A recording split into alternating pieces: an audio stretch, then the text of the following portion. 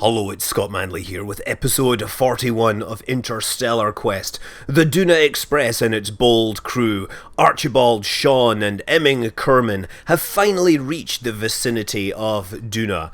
And being they are intellectual, inquisitive creatures, they decide to start doing a ton of science. The materials react to the situation. Mission Control comments on your vagueness. Of course, I have the science lab with me, and we can actually...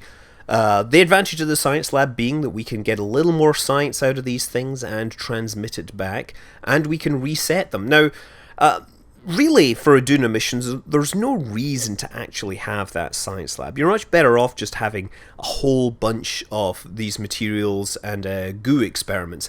But I did want to bring it along to basically balance out my base. There we go. So we're going to trying to get the science lab running means that we need to have two Kerbals in there. Oh, yes, one Kerbal taking a sneak peek at what's inside those fairings there.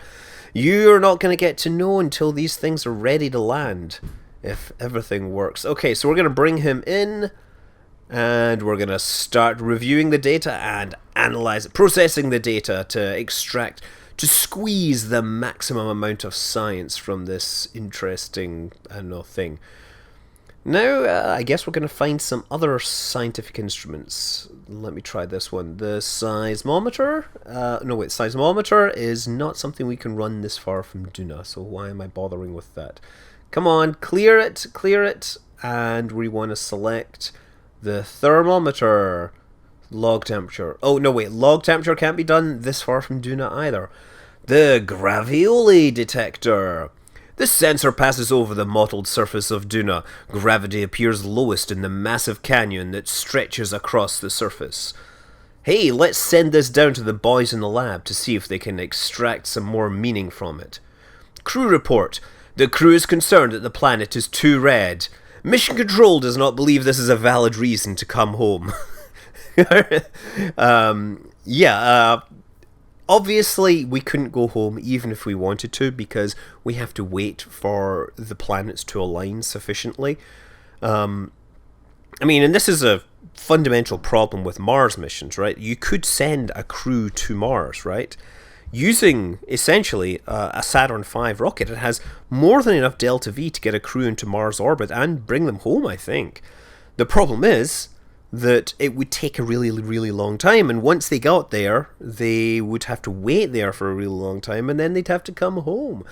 And of course, we'd have to spend a huge amount of hardware and food and supplies to keep them alive, and really, it's not about the delta V, it's about the size of spacecraft you need. I believe I've mentioned that several times. And simply the fact that you have to be really reliable, because once you're on your way to Mars, there's almost no way to bring yourself home should an emergency strike. You pretty much are committed to the trajectory that you've set yourselves up for.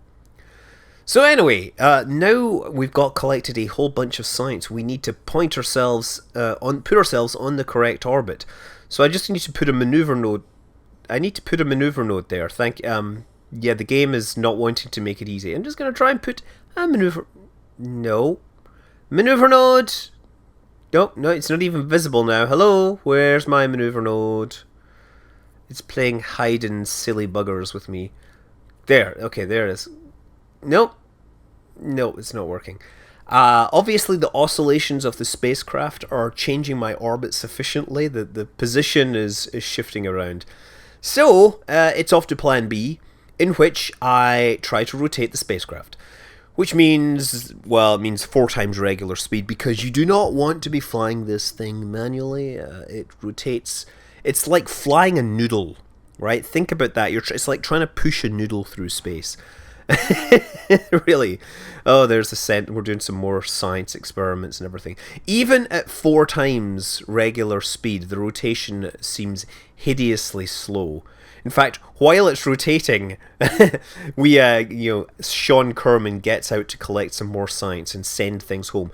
Note that to send things home, I actually had to enable the remote tech once again, at least temporarily, because I completely forgot to include any antennas that worked when any of the antennas that would work without remote tech. It's very frustrating because, of course, remote tech replaces a one stock antenna.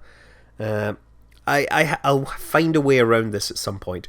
I hear that Cliff is actually working on it again, although he is targeting 0.24 as being the real time he's going to release it. He's adding a bunch of features. It will be reborn once again. It will be awesome, and we will all be happy to have a remote tech, which is worthy of the game and worthy of our time and everything else. Gravmax. The magnetic field is not very strong, so still collecting a bunch of data while we're doing this rotation. Really what we're doing is we're transmitting it up to our maximum science capacity. And since we're more or less we're trying to point along this vector, right? This will let us adjust our orbit, let us basically trim our orbit towards the planet. You see that? We want to bring our orbit down inside the atmosphere. I think we need to aim for about 15 kilometers, and so we'll do a whole bunch of firing of engines and stuff to trim our orbit exactly. The simulations aren't going to help us very much because Ferrum Aerospace, unless you have like a full model of this thing, then you pretty much can't model its whole aerodynamics. I have given some thought to how I'm going to approach this. Now, the spacecraft is basically a very long axis with this thing at the back. And I think that if I pump all the fuel forwards, then there will be more drag on the rear and it will tend to keep the whole thing straight. So here's what we start doing is we start transferring all the fuel into those forward tanks. So we make that front tank as heavy as possible. Therefore, everything else should at least have higher air resistance and it should keep us more or less straight. And so, here goes nothing. Flying through the Duna atmosphere, we have a periaps set of 15.2 kilometers. We fold away all our panels and we're running this at about 2 times regular speed, maybe 3 times regular speed, because of the yellow timer. The yellow timer basically indicates that the physics is running slow. So although I've set the timer to run at 4 times regular speed, it's really only working 2 times regular speed because we're running really slowly. So as we dip down, what's going to happen is we're going to start seeing drag on these various parts, and we'll find out if my theory is correct. So there, you see as we're clicking on these things, we're starting to see drag. It's probably happening a little too fast. I wish I hadn't put this in full time acceleration. There we go. And look at the joint between these two sections. See those docking ports that are joined right in the middle? You can see they're starting to get pulled apart ever so slightly by the force. You see that? There's actually a physical space in there. The deceleration these things are feeling is like 50 kilonewtons. So it's like just think of each of these as having a nuclear engine attached to it, pulling it back. And that's much more significant than the force at the back. Obviously, the crew are getting a great view, although they can't see where they're going. They're having to rely on radar. But because they're facing backwards, at least they're getting pushed into their seat rather than pulled out of their seat. You see, this thing does actually make a certain amount of sense. It's only when they're accelerating that they're, screwed. When they're decelerating, it makes total sense. We're going to collect some more science because we're inside the atmosphere. We don't qualify as inside the atmosphere until we're below something like 10 kilometers. So really, if we went to 10 kilometers, we are landing.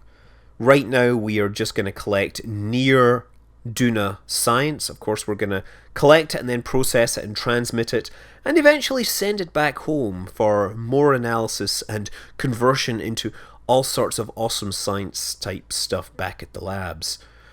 One of the problems actually I've noticed is that you can't grab the data from the magnetometer, which is problematic. It pretty much means I have to transmit it home right now, unless there's an update to fix this in Interstellar mod. I have yet to try it, but Interstellar 0.10 is out. It modifies the seismic experiment, which I may need to fix. It modifies the amount of fuel used by nuclear reactors, which may need to fix other things. I'm concerned about changing mods mid-mission because they make things bad happen. If you've seen the live stream. Anyway, aerobraking is over. In about half a day, we're going to have to make some adjustments at Apple but that gives us plenty of time to catch up with the Eve Explorer. Now, the third part of our mission to Eve is a small spacecraft. It is a relatively small payload. It is partly resupply and partly a small independent spacecraft that can fly around and dock with the main spacecraft. It's going to carry all the scientific instruments so that it can be taken down to the surface of Gilly, investigations can be done, and it can then return to be refueled at the mothership. So the rocket is relatively small because really all we're sending up is a bunch of life support and RCS and a very small package that's hidden inside that upper stage there. No 3.75 meter parts here. Just a good old-fashioned 2.5 meter parts. There we go, look at that. Beautiful, and... oh crap. Did I just do that? Okay, so staging accident means that I have managed to jettison my capsule, jettison the payload. Good thing there's no crew in it, because this doesn't have any parachutes or anything on it. Well, I guess it actually is staying on there quite nice. It seems to be... yeah, it seems to be held in place, even though it's not attached. So I'm going to try pushing this into orbit at the very least. But we have to get on our departure window. If we miss this, it's going to be a long time before we get another good departure window for Eve. So I guess we could delay it by a week, but that may not be the best thing. I don't know. I'm going to try and take this into orbit first. And once we're in orbit, maybe we can send an aircraft crew up to fly it or something. It has a docking port on it, so at the very least we could send up something with an engine on it and fly it to the spacecraft. I don't know what I'm going to do. But I do know that I want to get it into orbit because we can't afford to miss this launch. If we have to wait another week to launch another copy of this, then that would be problematic. Okay, so at least it's staying in place. That docking ring or that fairing ring does actually seem to have like concave collision mesh on it. Seems to be working correctly. It's like there's a depression in the middle that's more or less holding it in place as I thrust against. I'm amazed the thing doesn't like fall over. It just seems look at it wobbling back and forth. That's pretty good actually. I think I can get this thing into orbit now.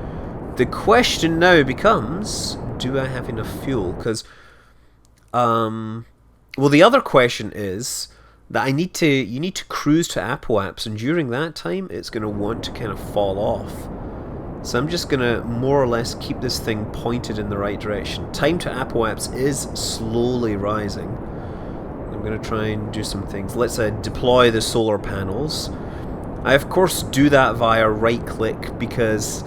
well, a lot of the time I like to save my action groups for things which are time critical, things like switching engine modes on aircraft. For this thing, it's generally not a time critical situation, so I want to save the action groups for useful things. And when you consider that we're docking spacecraft together, adding action groups that are going to be obliterated by other ones, or going to collide with other ones, can be a problem. I had the action group manager for a while, but I uninstalled it when I was trying to debug some problems. Okay, so we're bringing the spacecraft up. Now we have a 100-kilometer orbit. We're getting very, very low on fuel in the main tank. We literally have less than 10 seconds of fuel left. And... oh, we're going to get a close encounter. Oh, 30, 20, 20... 30... oh, we're going to get a 13-kilometer encounter with... the target vessel. We might actually be able to rendezvous this thing. Wow. Surely not.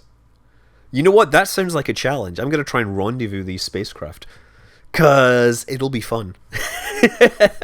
It'll be like pushing this thing around. Like there. So it starts to move off the top of this thing. Ever so careful. So we're now running at 4 times time acceleration, incidentally.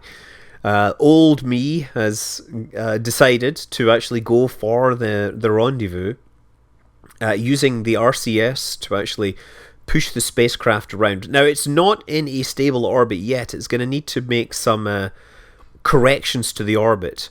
Most importantly, it wants to make sure the periaps will the periaps is out of the atmosphere. At least if I put it out of the atmosphere, I can send a plane up to rendezvous with it with some extra fuel, and we can perhaps bring it down. Unfortunately, although I like to do all my docking and stuff in the daylight so you can see it, I don't really have an option here, because if I wait for daylight, I will wait for my own certain burning up in the atmosphere below, and I would rather have the...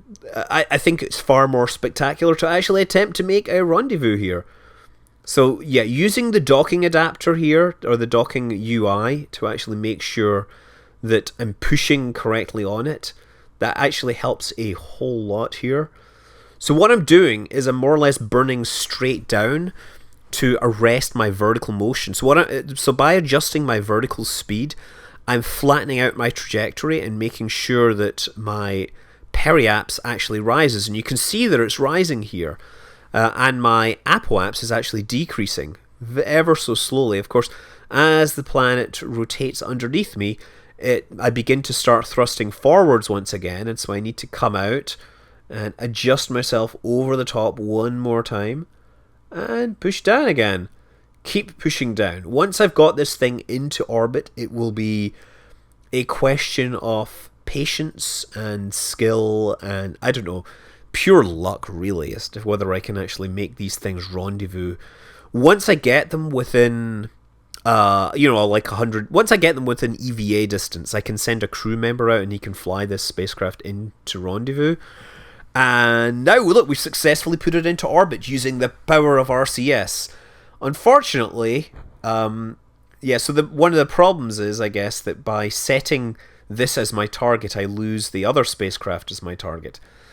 So I've switched it back in the map mode, and I'm waiting for an encounter here. Just ever so slowly under time acceleration. So when you go into time acceleration, you have to hope that the spacecraft start drifting apart. If they start drifting through each other, then you are in serious trouble, because you can't stop time accelerating while you're inside another object. Otherwise, you will explode. And that would really put a damper on the mission. It's like never crossing the streams. Try to imagine every molecule in your body exploding at the speed of... Try to imagine all life as you know it ending, and every atom of your body exploding at the speed of light. That would be bad, right? Okay, so we're basically falling down past the target, and I'm trying to fire my engines upwards once again to flatten out the trajectory. Totally missing on this pass. We're moving past it at over 100 meters per second, so even under my best deceleration, it's gonna be a flyby and we're gonna miss it. But the question is how close we are going to be, and whether I will be able to do this before I run out of monopropellant. And I mean, if the worst comes to the worst, we can always pop someone out and EVA over, right? But if I can move it, the closer I can move it, the easier this is going to be. And really, actually, there's a box of supplies on that, a box of Kerbal attachment supplies on the spacecraft. So if I can maneuver this thing close enough, I could actually consider transferring fuel and stuff across. Down to 75 meters per second, but it is slow going. Thankfully, most of that 75 meters per second is moving laterally, so I'm not really flying away so quickly. Although, as you travel laterally, it really does start to slow you down, or it really does start to accelerate your departure speed as you move from being at a tangent to moving to flying away from it. Well, regardless, we are in orbit. 24 kilometers out, and we've got it down to like 30 meters per second.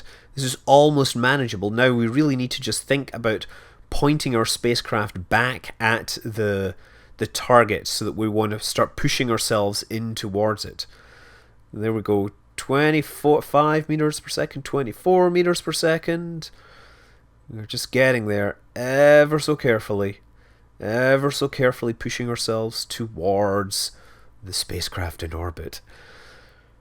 We are coming in with a rather unorthodox delivery method, but we hope it will work for you nevertheless. And so, checking out the map. We're getting very close. We're going to pass within about 4.5 kilometers off the target, but we'll do that in the next episode. Until then, I'm Scott Manley. Fly safe.